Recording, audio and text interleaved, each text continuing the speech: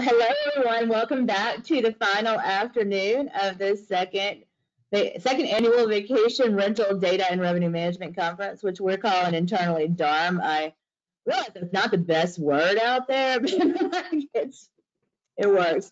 So anyway, I'm really excited about this session in the sense that and I was just going over it with our presenters, that there's like, when do you know what you can do in-house, and when do you need to hire somebody to do it for you? And I think that, just the whole idea that one of those things has to happen. Like, I think what we're learning is that you've got the expense side of the equation and you've got the revenue side of the equation of the business model. And you can cut expenses and control expenses, but there's only so much more that you can do to move the needle in terms of profitability. But growing revenue, that's an entirely different story and a lot sexier than choosing a cheaper brand of toilet paper. So either way, I think where we are right now is that it has to be done. So if you are a revenue management minded vacation rental operator, then what does an in-house revenue management team look like? And if, however, you are thinking this is something that you might want to outsource, what do you look for? How do you evaluate? And really, how do you know the difference? Because I think the question isn't now whether or not you're going to do revenue management. It's about whether or not you're going to do it in-house or you're going to outsource. So I want to introduce our moderator, and who has become my good friend, my best friend lately, in putting together this conference, Heather Richer. She helped bring in so much of the hotel side into this, so that she introduced us with people that we really wanted to speak here. But she's also stepped in. She did the entire day by herself yesterday while our entire team lost power. And we're in help too. I'm very, very appreciative to you for everything you've done. It means a lot to me to be able to deal with what we dealt with in Gulf Shores and know that things were going to be okay. And so I'm grateful to you. So with that, I will turn it over to Heather and I'll let you introduce yourself. Well, I just want to say we're glad you're okay, because we hadn't heard from you late in the afternoon. We were genuinely worried, so it was good to know that you were okay. But we're excited about this session. This is a good group of folks, I think, coming together with some in-house perspective and outsourced perspective. And my name's Heather Richer with Richer Logic. Richer Logic provides revenue management and distribution support and services in short-term and vacation rental. And Sarah, I'll let you introduce yourself. Hi, I'm Sarah Franzen, and I am with Natural Retreats. I'm the Director of Revenue Management and Analytics. Analytics is a new addition to the department, because we think it's important. We think that revenue management definitely spans more than just one department. So wanted to just throw that out there as a little aside, but been with the company for 5 years in the role, and I'm really happy to be here. Cliff, do you want to go? Yeah, thanks. It's great to be here. And I'm Cliff Johnson. I'm the Chief Commercial Officer for Rented.com. So we provide revenue management services for professional property managers. In my prior life, I was a co-founder of Vacasa and did the in-house side for 8.5 years. So I have both hats on today for this. That's great. And then Jordan? Hey everybody, I'm Jordan of RevPARTY Consulting. What we do is short-term engagements that are really goal-oriented for mid-size and scaling portfolios. We tend to focus on revenue management, data analytics, and general strategy.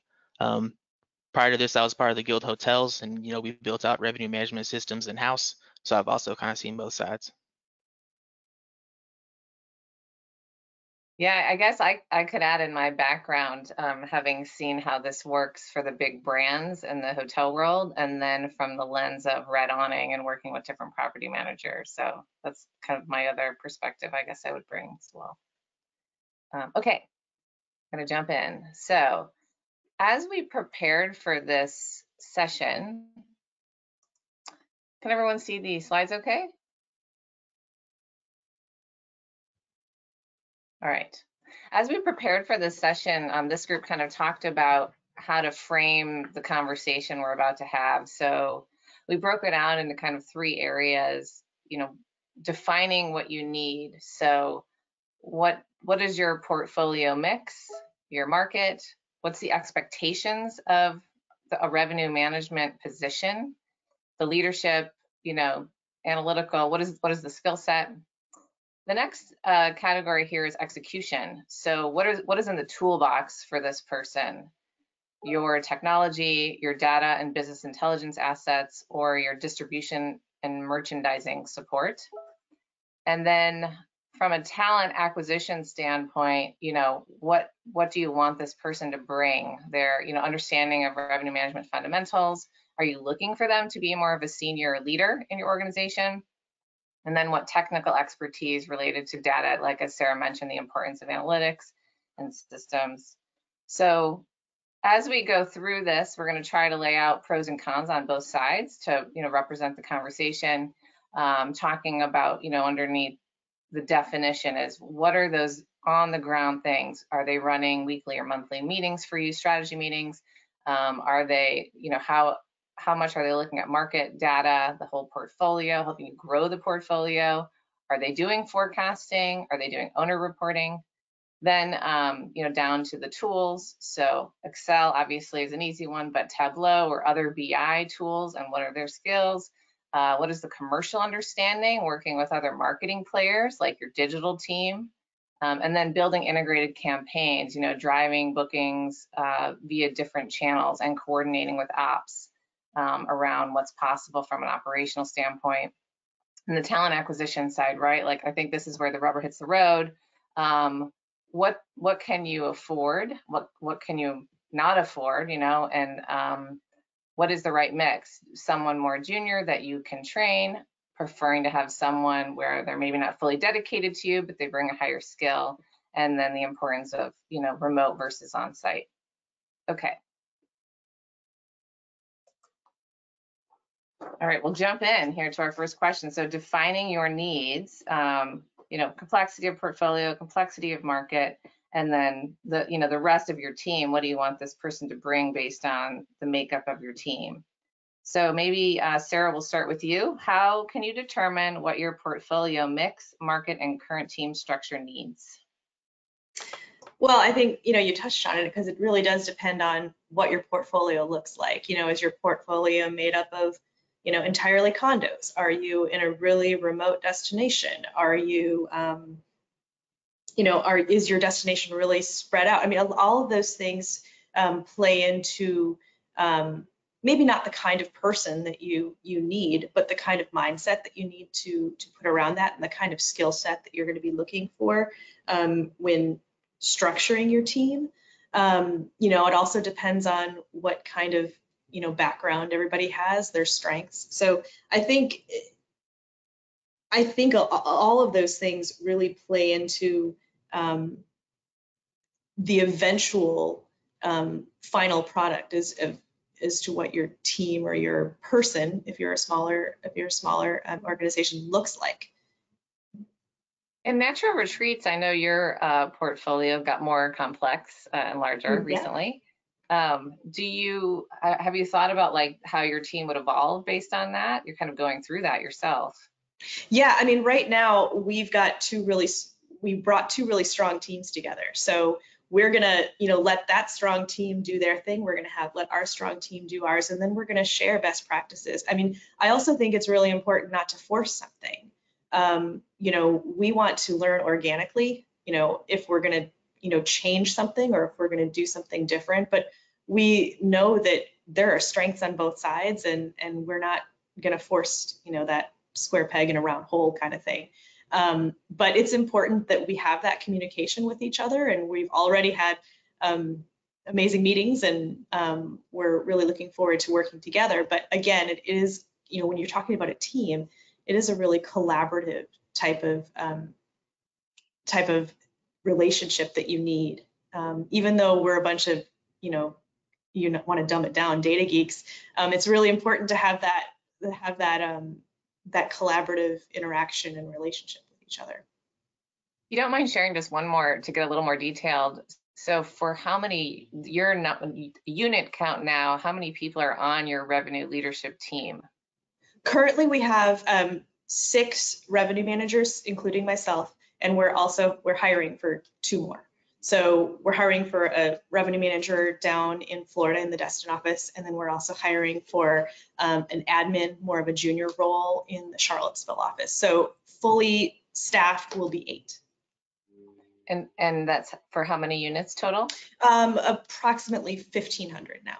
Yeah. Okay. Yeah, great. Thanks for that. Cliff, do you want to go next on, how do you figure out what you need? Yeah, no, I think Sarah brought up a lot of great points about understanding the markets that you're working in and on that side. I think I would bring it maybe to on the high level, like macro side, is do you currently have that skill in-house at all? And so what I see a lot of times in the small property management companies is that they're really passionate about bringing on new homes, and that's what they're really good at, and that's how they, or maybe they were a realtor, or maybe they had their own home, and that's how they get into it. So kind of getting back to the origin of how they got into it, and whether there's a natural inclination for anyone on the team to be really passionate about analytics and revenue management. If there's not, then that kind of helps inform how to build out your team. Like, do you need a higher level person that's really passionate about that if you're going to do it in-house? If so, you still have to give the prioritization to that category, because you don't want to spend a lot of money on someone that you're going to bring in and then not listen to them, or not have owner contracts that allow you to implement what they're going to say, So that's where I think that division between, making that decision at the onset of, yes, I'm going to dedicate resources to this, I'm going to prioritize it, and I'm putting this into the budget, and here's what I expect to get back out of it, versus I don't have the skill set or the time to train somebody and work with somebody on that. So therefore, outsource might make a better answer. So, and I think a lot of it comes down to portfolio size, really in terms of what's the best answer for people. And especially when you're looking at taking on a full-time employee. So if you have 20 properties and you want to take a full-time revenue manager on, and you're at a highly seasonal market, that might be a really big risk, depending on what your total budget is.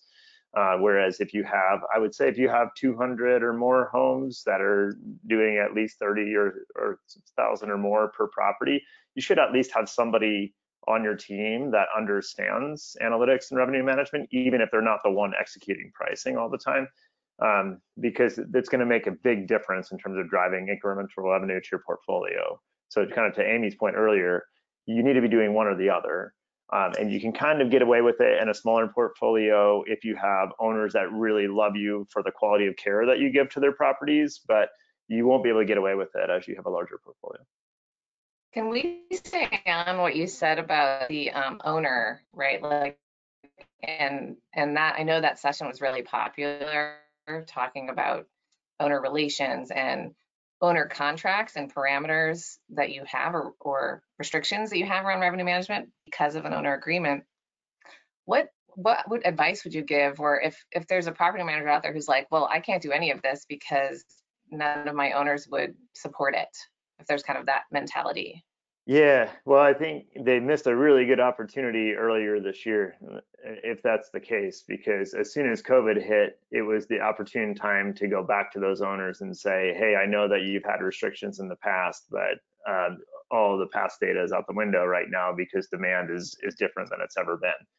Now, a lot of that has recovered in destination markets, and owners are pretty aware of that. So I think it'll be tough to go back to them and say, hey, I need you to drop your minimum rates or your minimum stay restrictions because there's not, it's impacting your revenue, if they're making more now than they did the same time last year.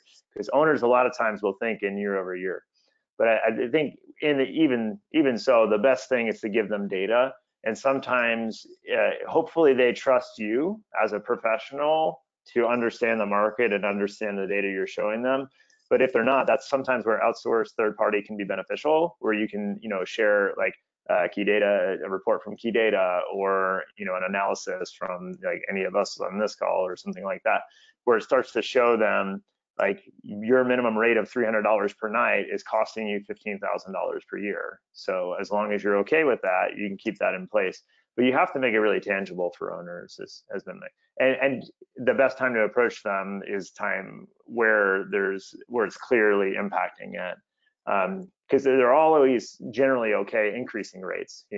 It just comes down to like getting that flexibility where whatever restrictions I have in place are really cutting down the demand funnel. And most owners are like bright enough to understand like basic supply and demand, and like every restriction you add just shrinks that funnel down. So I always start there, and then they seem to get it, and then they can make an active choice. Oh, we're going to keep our home overpriced, or we're not. Thanks for that. Jordan, let's go to you on this question too. How do you determine what you need? Yeah, so I originally started thinking about all the things Sarah and Cliff just said, and tried to make a pretty 2x2 grid. And I think I ended up with like 6 different grids. So it's really complicated, right? Because size, complexity all plays into it.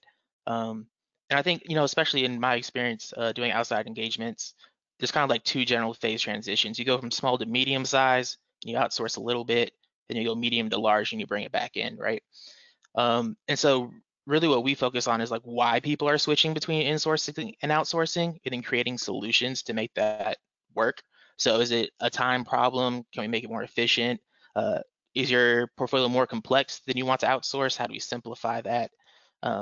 So really, with all these factors, you just got to think about like why you're considering it, and then what that best solution is. And sometimes it is outsourcing, sometimes it's hiring, sometimes it's both. What do you think about Cliff's comment on the like if you're very seasonal? And I come from this view too of the world where sometimes a 10-minute mistake costs $10,000, right? So like in a very high occupancy, high demand time period, those decisions really have major revenue impact.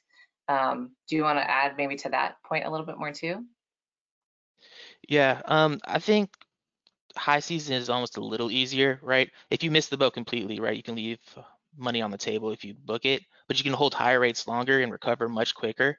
And so if you take that approach during high season, usually you don't have the same, lost revenue. In slow season, though, that's when it gets really hard.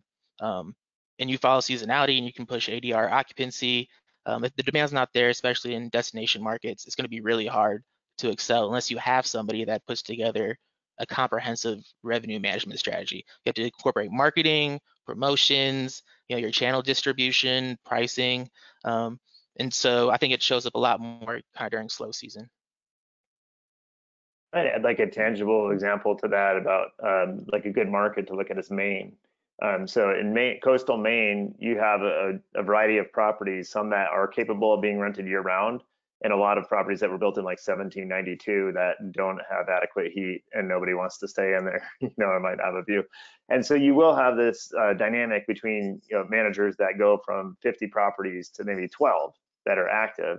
And so my point on like the revenue manager earlier is that if they literally can't make any adjustments on those units for 6 months of the year, you're just still incurring the same cost during that time. The counterpoint to that is that your booking window matters a lot. So even though you might not be getting a lot of revenue in December, it might be critically important that you're adjusting your peak season in December. So they could still be busy then. But I guess a lot of it really comes down to like, are there things that you can turn on and off at various times? And that's where the flexibility of outsourcing or a pricing tool, either way. I would say whether you're outsourcing or going in-house, like making sure that you have an adequate system for making pricing adjustments is critical, like whether that's a pricing tool or a property management system that has a strong interface. That was like the perfect tee up to the next thing, the technology toolbox part, because what you said too is like, well, do you have the data to know your booking window, to know if you need to deploy the resource, right? What's in your toolbox to be able to even answer some of those questions? So we had on here, revenue management systems, market data, business intelligence tools, distribution and merchandising opportunities and support, which there's a ton actually we could kind of refer back to on that session earlier today around how to push price to channels, which led a lot into like the merchandising side too. So the question here is, what tools, technology, marketing, and distribution levers, do you use? How do you decide what you should have? Do you want to talk about that one, Jordan, first?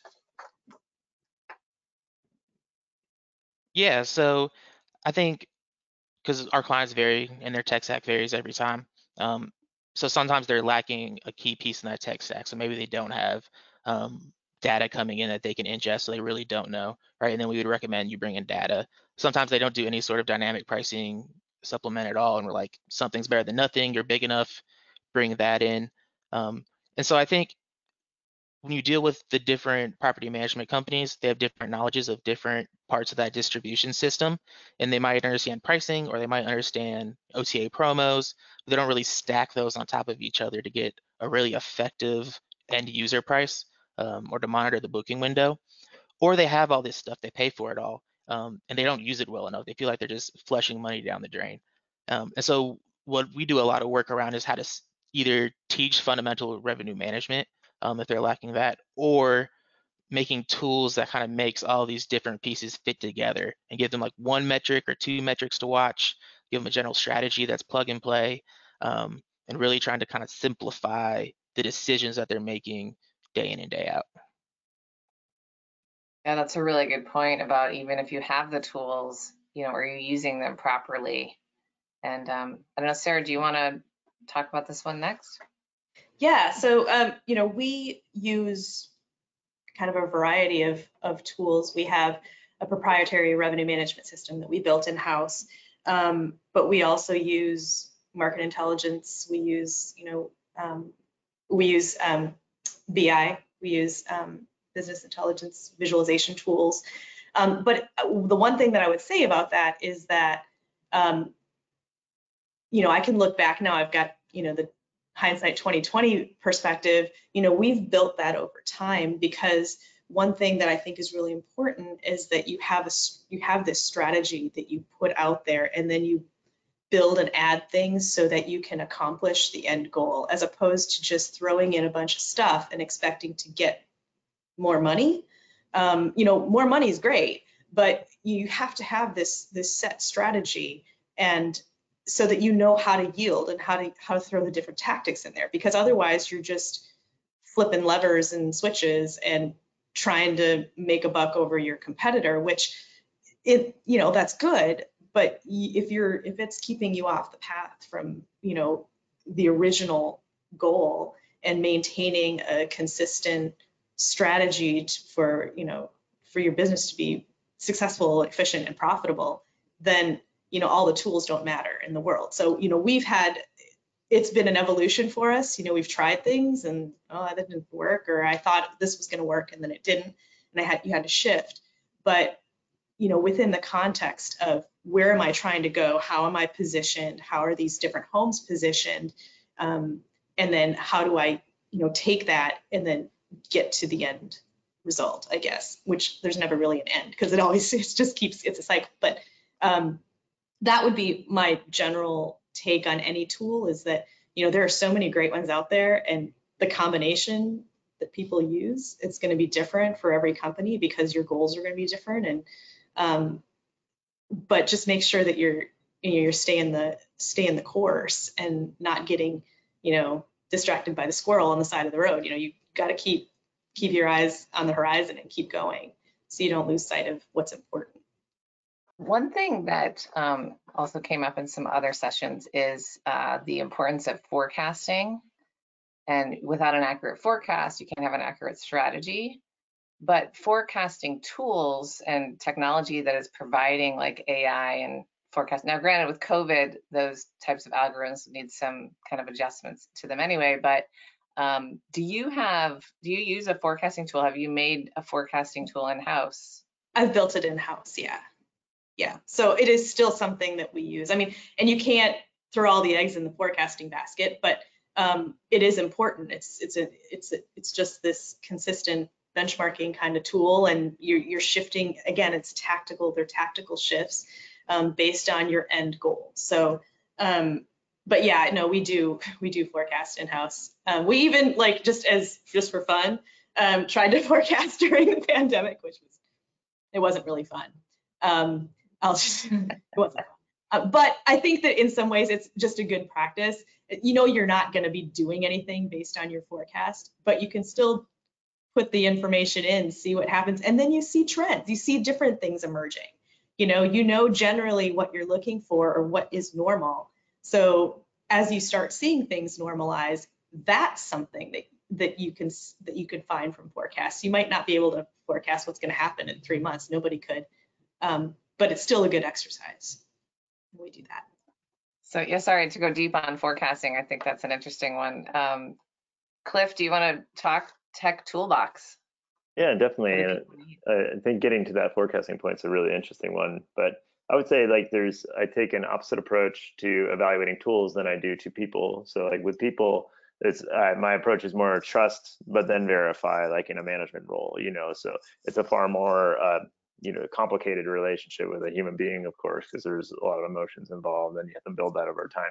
With a tool, you should not trust it until you verify that it works correctly and achieves the goal that you want it to do. And I see this happen far too often where people are forecasting off of bad data. And so if you're starting out with garbage, then you're going to get garbage back and then tracking against garbage. So it's that's the piece. It takes time, and this is what I see where managers get overwhelmed a lot, is that if let's say there's 5 different data tools you can use out there, and there's a little bit more than that, but there's about 5 big ones. The best way to do it is to verify that against your own source data. So wherever you can collect source data, make sure, okay, this is accurate. This seems like, it's within a margin of error that's reasonable for my market, but you have to do it on a market per market basis and all that. And so that takes time. And kind of getting back to my original point, if you don't have someone on your team who can evaluate whether the tool is right for the job you want it to do, then you probably need help in that part. So, I mean, it's kind of like getting back to outsourcing. You might not need to outsource all of your revenue management, but at least make sure you're making the right decisions on which tools you're using to come up with the forecast in the first place. I had like an example recently where there were 2 different data tools that had allegedly like using the same sources with vastly different results in the same market that one of our managers was using. And it was really confusing and frustrating for them because they're like, well, what do we base this off of? And then meanwhile, we had, actuals on the properties that we were working with them on, which were reflecting market demand. So one of the dashboards was telling them they should be able to get like 3x the ADR in a market that was currently at like 20% occupancy, So it was really interesting to see like the quality of the data matters so much. And this is the thing I just keep driving home.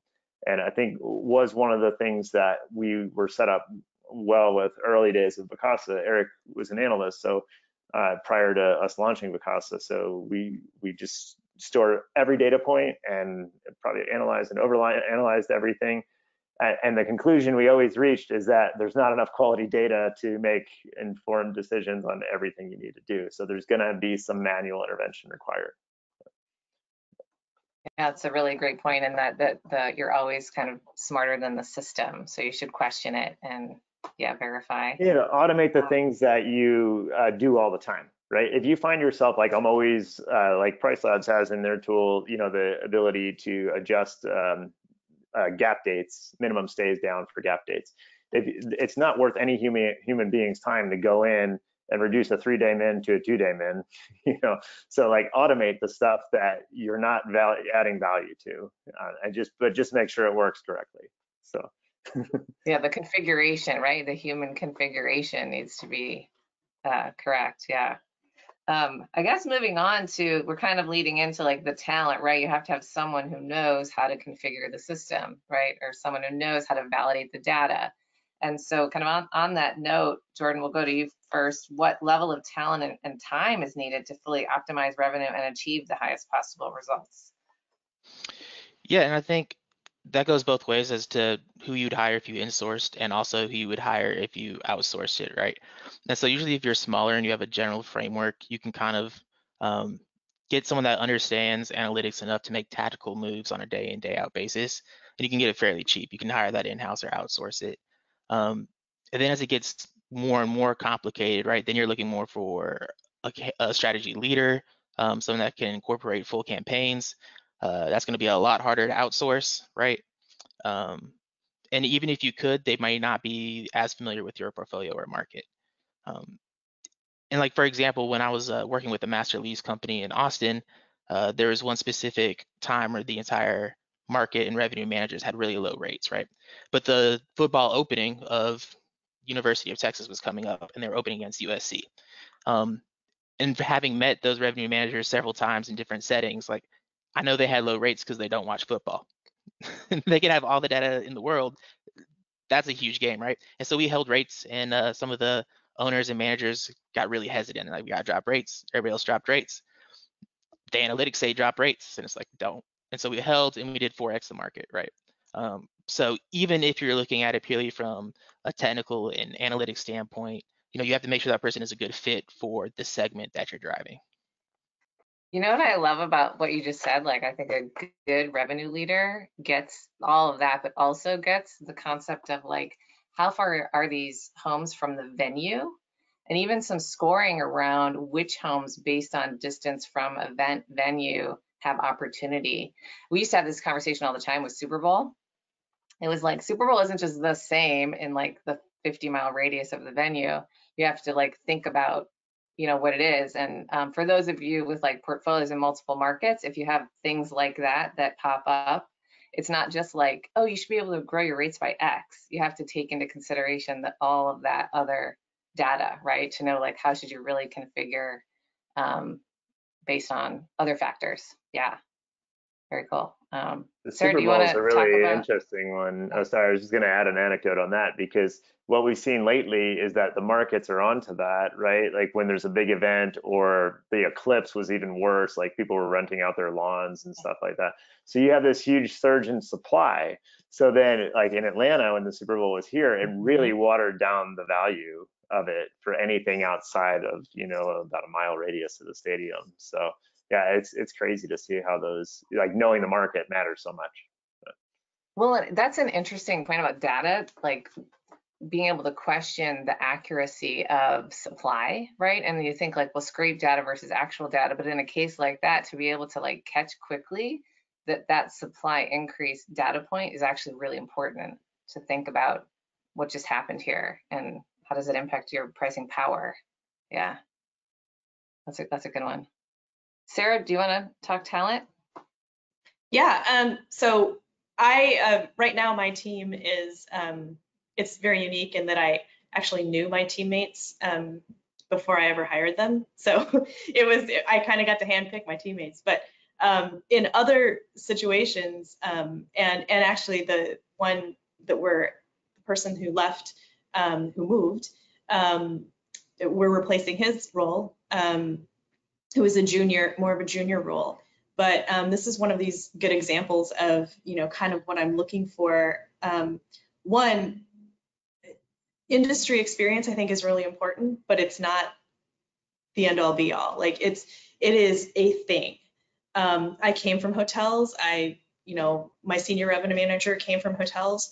And it's really helpful because, she and I have this knowledge of that industry moving here. But, the person in the position that we're hiring for now, and the person who just vacated that position, was a recent college grad. He was a mathematics major. He had a really good, sound, comprehensive understanding of mathematics and statistics. He had a lot of the skill set that I wanted. I wanted somebody who was intermediate to advanced Excel. I wanted somebody who had some BI experience if possible, because we do use that.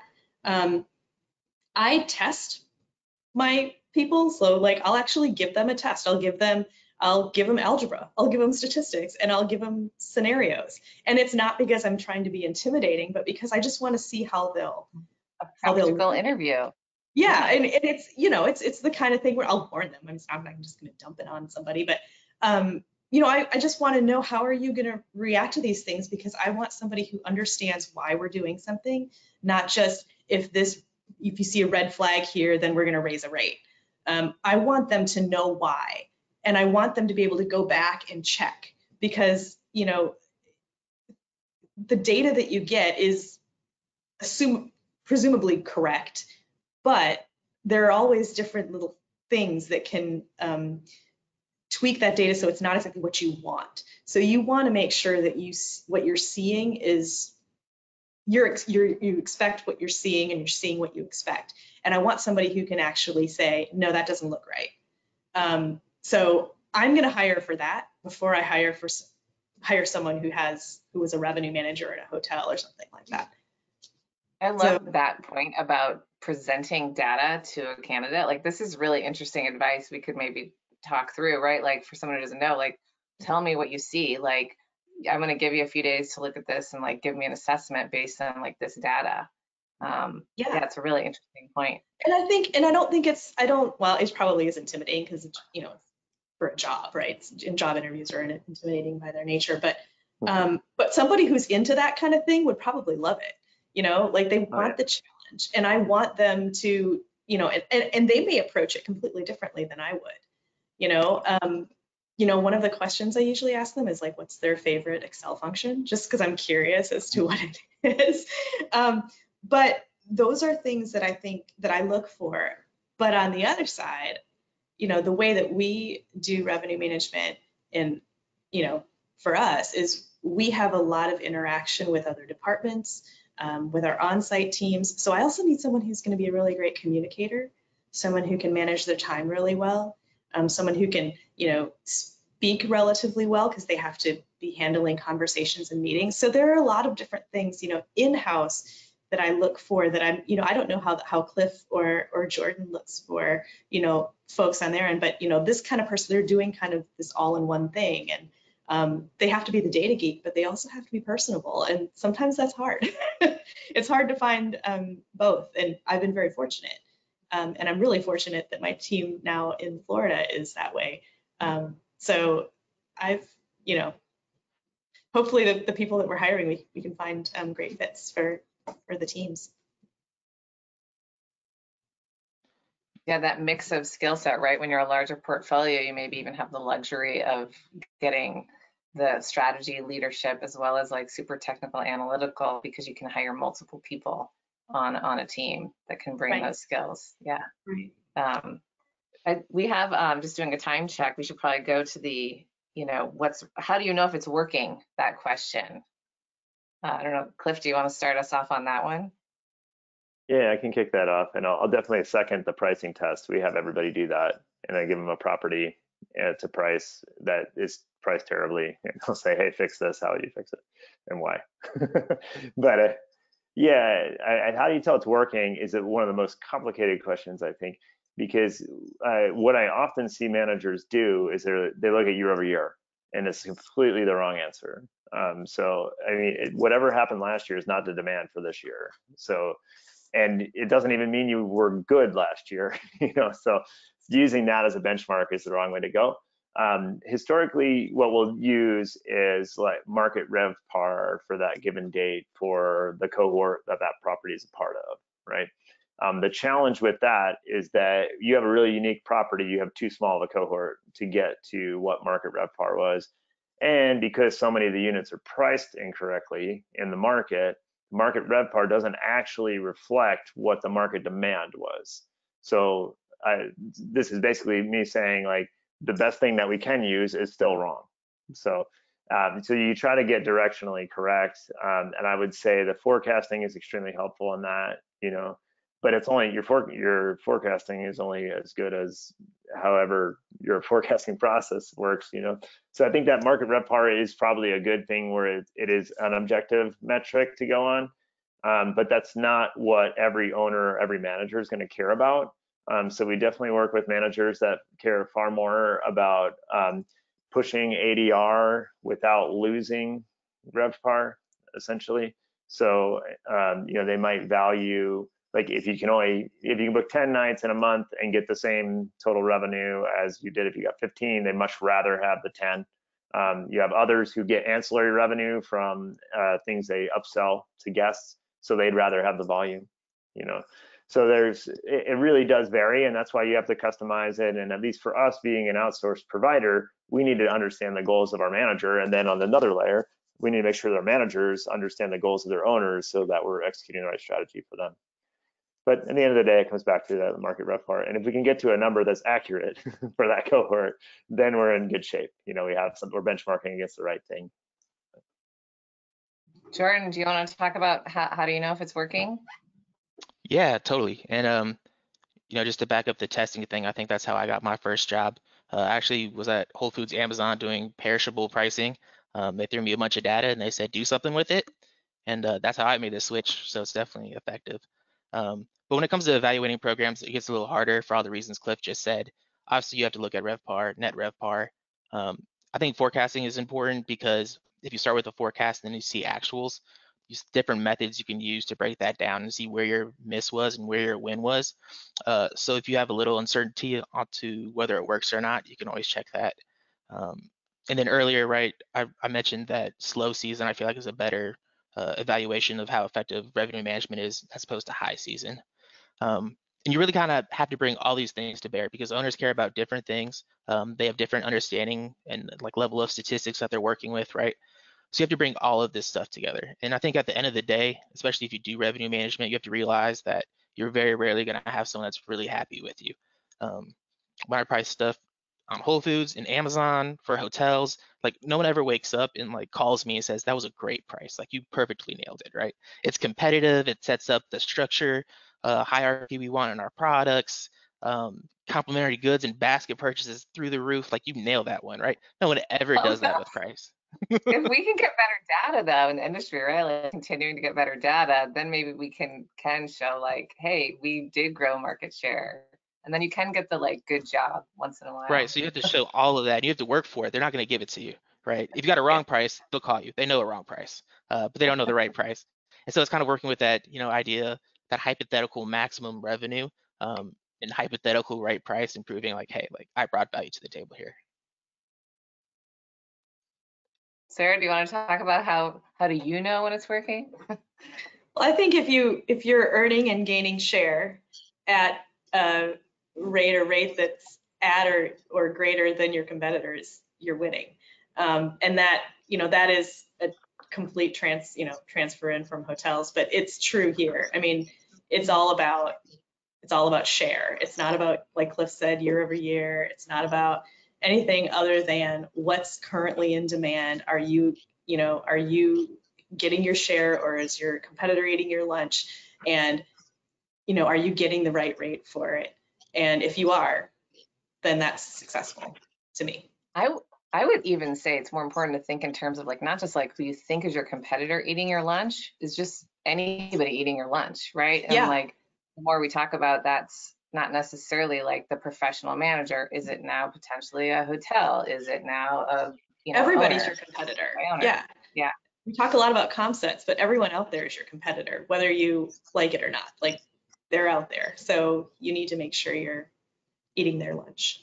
Hope it's and I would say, like on that point too, in heavy markets that are heavy with owner managed properties, a big mistake I see managers make a lot of times is forget that they charge so many more fees than an owner.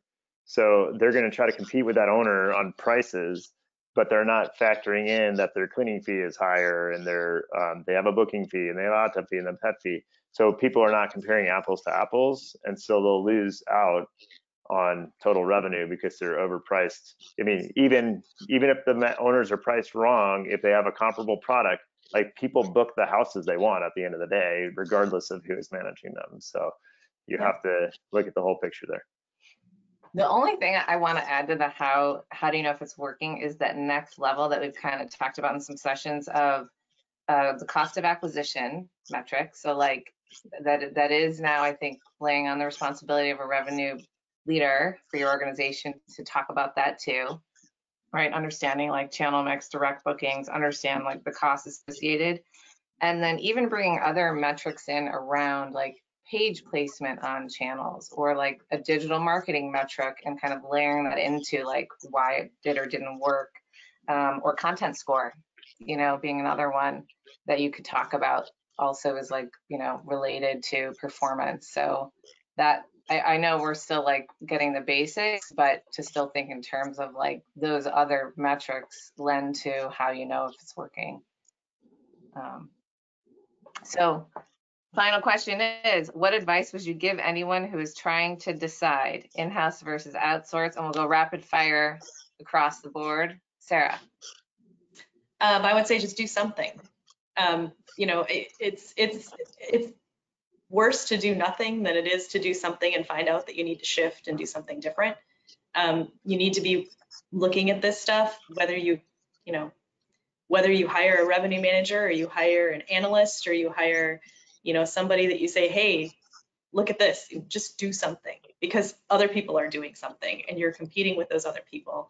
And, things might look really good, 1 year, but that might be dumb luck. So make sure you're not relying on dumb luck.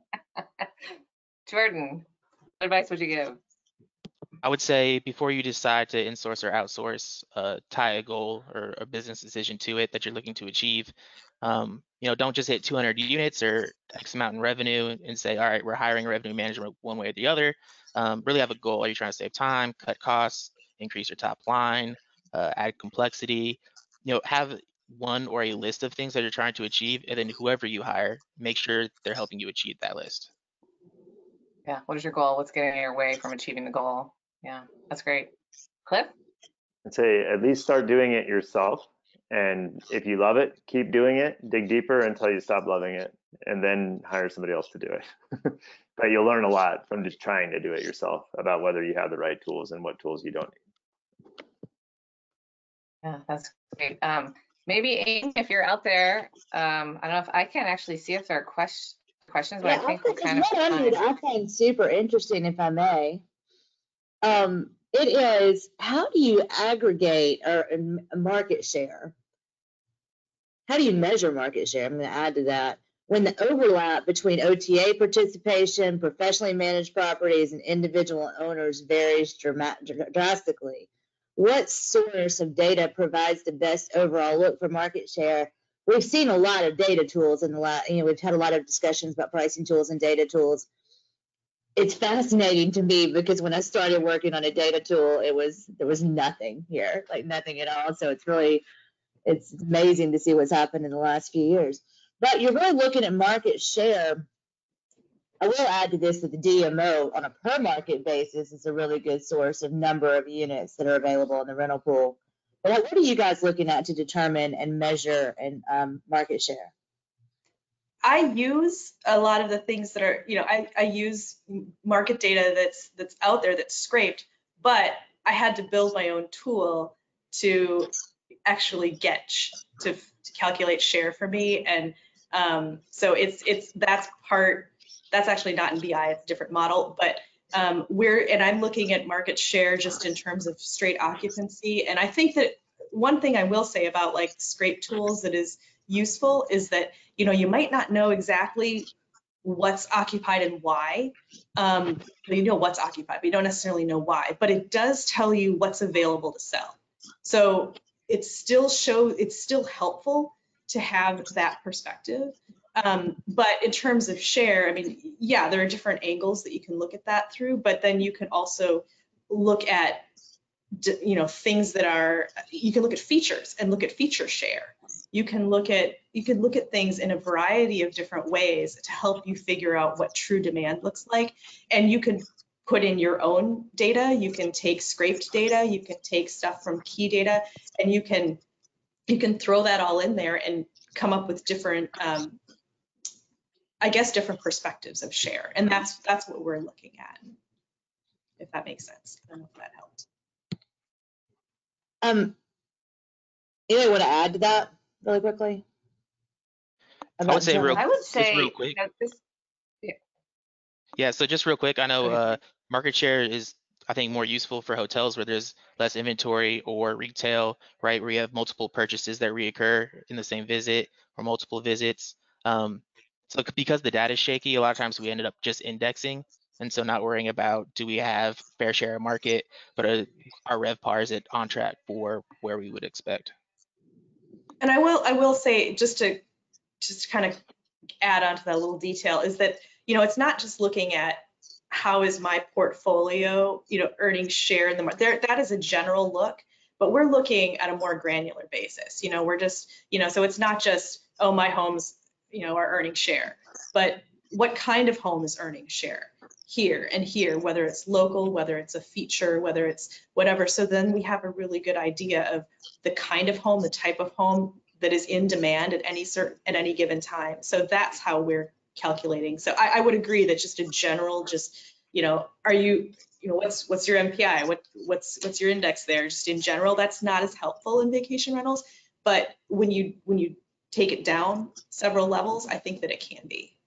But it's a guide. It's not, we're not making rate decisions based on that. It's another step. Our As next the data session. gets better, Go ahead, Heather. I'm sorry. really quick, just the idea that there's market and there's comp set. And I think that's an important thing to talk about. And we got into a little bit with like your neighborhood. So like really wrapping your head around, this is what's happening like at this market view, but this neighborhood is underperforming the market. And to really help explain like this neighborhood has a handicap, they're not going to achieve market. And that view of the world is just want to make that point. Yeah, I was thinking about a chart that I built on VRM Intel. Cliff, you would know this. It was a real estate chart about you want to perform, you want to sell at the highest point in your building, in your neighborhood, in your community, in your destination, in competitive destinations, and it's interesting how that could apply here. The next session is something that I think is dear to all of your hearts, and it's all about merchandising the properties.